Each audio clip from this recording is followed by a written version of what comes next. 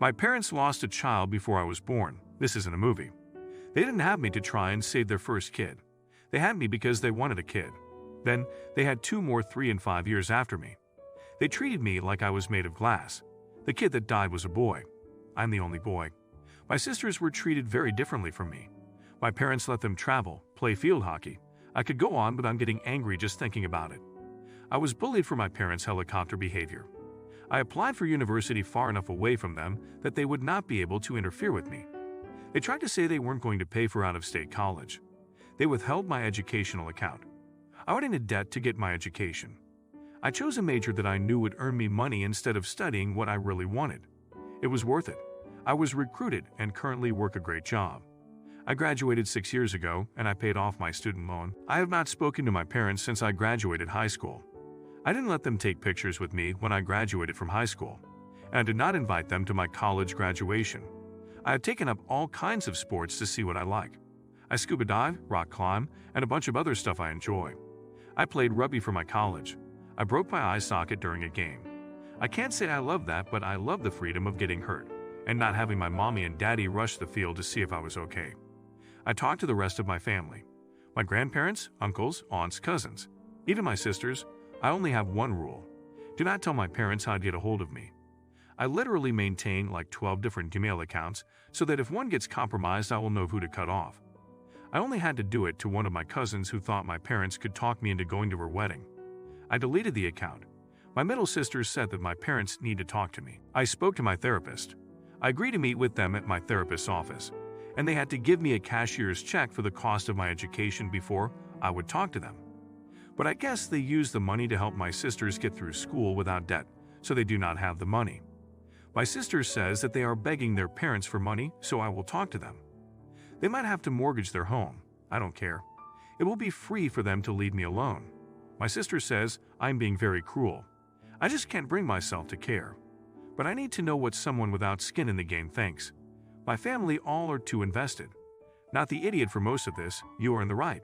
Certainly, it's reasonable for a therapist to help if they want to repair your emotional relationship. You don't owe them a relationship if it's not what you want. You need to let go of this money resentment, though. Lots of people have to pay for their own education.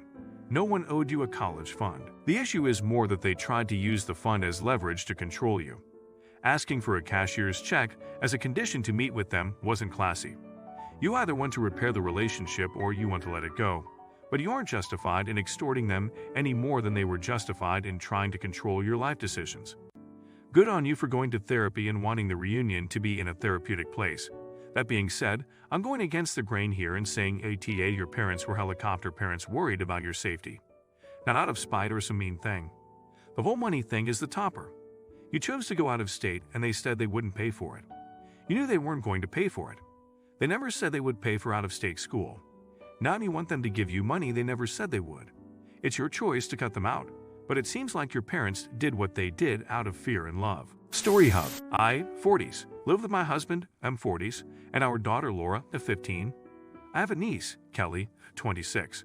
I'm quite close with my siblings and their children, but in recent years I haven't seen much of Kelly as she has moved to another city that's around 3 hours away. Kelly has been around more often with the holidays coming up, and a few days ago I hosted a family dinner and she came along. The next day, I got a phone call from Kelly. She's furious and tells me that Laura has apparently stolen her AirPods. I asked her what the heck she's talking about, and she said that she had her AirPods in her handbag in our dining room, and that now her AirPods are gone. She said that Laura was acting suspicious and being guilty.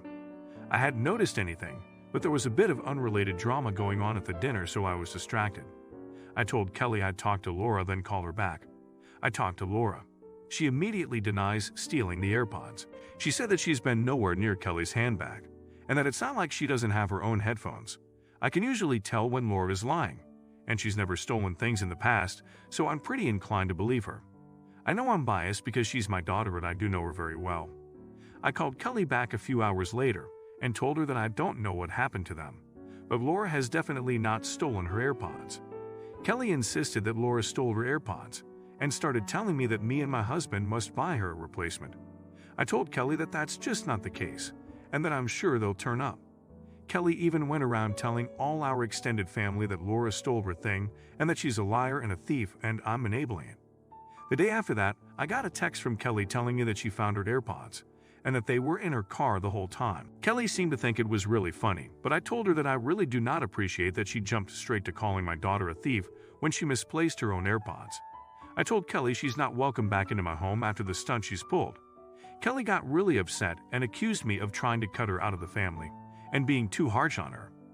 Now my siblings are mad at me for banning Kelly from my house and said I'm being horrible and bullying her. Even if she had apologized, it is fine to never allow her in your home ever again. She had no right to ask for a replacement or slander your daughter without any proof. She is a careless, irresponsible, and untrustworthy adult, and not safe to be around at all for your kid. Not the idiot, not the idiot. Why would you welcome someone into your home who accused your daughter of stealing? Turns her unfounded accusation into a full-blown family drama, only to find they had misplaced the item and treat it all as a joke. If you're enjoying the video, drop a like. I, 17, live with my parents. I have an older sister, 29, that they had when they were super young. But I think my mom was 19 and my dad was 18. They did not do a great job with her and she has a lot of problems. She is chronically unemployed and she is a thief. She has 2 kids that are okay. They live with us as well because her boyfriend didn't want them around. I like the kids, but they are spoiled little brats my parents dote on to make up for being shitty parents to their mom. My parents won't let me put a lock on my door because it is their house and they don't want that. No problem. I talked to the kids and explained about what would happen if they came into my room without permission. We have an understanding. Well, my sister broke up with her boyfriend and she needed a place to stay.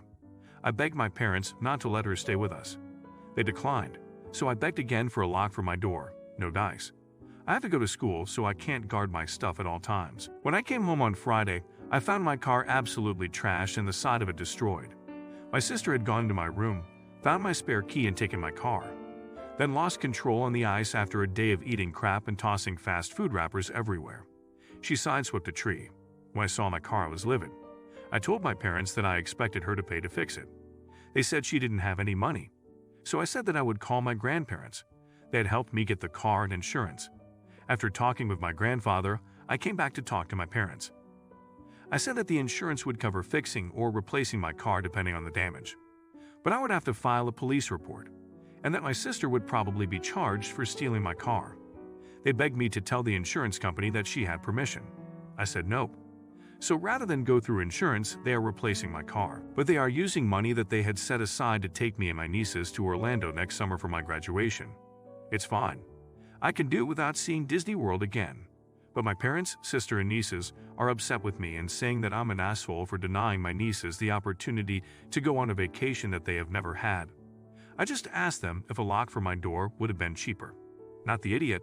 Your parents could go the cheaper route and send your sister to jail for grand theft and teach her they won't always bail her out.